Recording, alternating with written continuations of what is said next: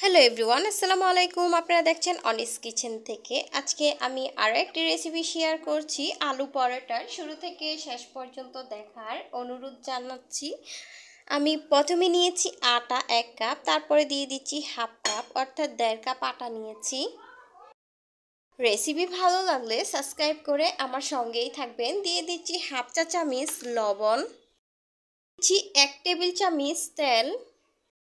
শুকনো উপকরণগুলো একটু মেখে নিচ্ছি। দিয়ে নেওয়ার পর এখানে দিয়ে দিচ্ছি পানি। অল্প অল্প করে পানি দিয়ে আমি এই ডোটা তৈরি করে নিচ্ছি। আবারও অল্প করে পানি দিচ্ছি, একবারে দেওয়া যাবে না, নয়তো বোঝা যাবে না আসলে এটা কীরকম করে তৈরি করতে হবে। বেশি ঠাস করে পানি দিয়ে দিলে যেটা হবে দেখা যাচ্ছে একদম নরম হয়ে যাবে, বোঝা যাবে না। তাই অল্প অল্প করে দিয়ে ডোটা তৈরি করে নিতে হবে। তৈরি করে নেওয়া হয়ে গিয়েছে, এখন আমি 10 মিনিটের জন্য রেস্টে রেখে দিচ্ছি। আলু পুরটা রান্না করার জন্য একটা প্যানে কিছুটা তেল দিয়ে তেলটা গরম করে নিয়েছি হালকা করে। এরপরে দিয়ে দিচ্ছি পেঁয়াজ কুচি। হালকা করে আমি তেলের উপরে একটু ভেজে নিব। এখন ঠিক এরকম কালার আসবে, এই পর্যায়ে দিয়ে দিতে হবে আলুটা আগে থেকে সিদ্ধ করে পেস্ট করে নিয়েছি।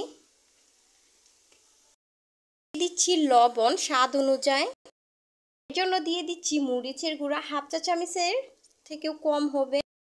দিয়ে দিচ্ছি সামান্য ভাজা জিরার গুঁড়া।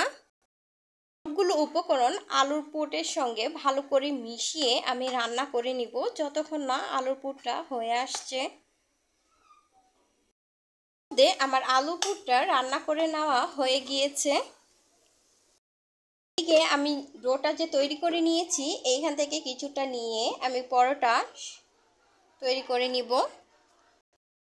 একটা নিয়ে আমি বেলে নিচ্ছি। এরকম লম্বা করে বেলে নিয়েছি। এরপরে দিয়ে দিচ্ছি রান্না করে রাখা আলুর পুরটা। ঠিক এভাবে লম্বা করে দিয়ে দিয়েছি।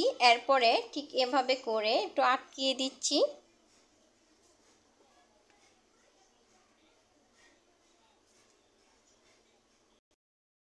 দিয়ে দেওয়ার পর একটু আলতোভাবে চেপে দিচ্ছি। এরপরে একটা ছুরি নিয়ে ছুরির সাহায্যে মাঝ বরাবর এভাবে করে কেটে দিতে হবে। দেওয়ার পর এটার উপরে নিয়ে নিচ্ছি। ঠিক এভাবে করে উপর দিকে নিয়ে তারপরে এটাকে পেঁচিয়ে নিতে হবে। এভাবে করে পেঁচিয়ে নিয়েছি। এরপরে কিছুটা ময়দা ছিটিয়ে এটাকে আবারও আলতোভাবে একটু চেপে দিতে হবে। এরপরে বেলুনের সাহায্যে বেলে নিতে হবে। আলু পরোটা বেলে নেওয়া হয়ে গিয়েছে, আর লেয়ারগুলা দেখতে পাচ্ছেন যে বোঝা যাচ্ছে। এভাবে করে তৈরি করে নিয়েছি, এগুলো এখন ভেজে নিব। ভাজার জন্য একটি প্যানে কিছুটা তেল দিয়ে গরম করে নিয়েছি। তেলটা যখন গরম হয়ে আসবে এই পর্যায়ে পরোটাগুলো দিয়ে দিতে হবে। যখন এই পাশটা হয়ে আসবে আমি ঠিক এই পাশটাকেও ভেজে নিব, খুব বেশি কালার করব না।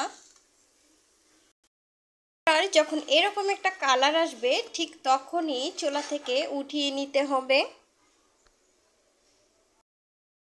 আলু পরোটা একদম রেডি। সকাল বিকালের জন্য পারফেক্ট একটা রেসিপি, আর বাচ্চাদের টিফিনের জন্য অসাধারণ হবে এই রেসিপিটা। আজকে এখানেই বিদায় নিব। সবাই ভালো থাকবেন, সুস্থ থাকবেন। আল্লাহ হাফেজ।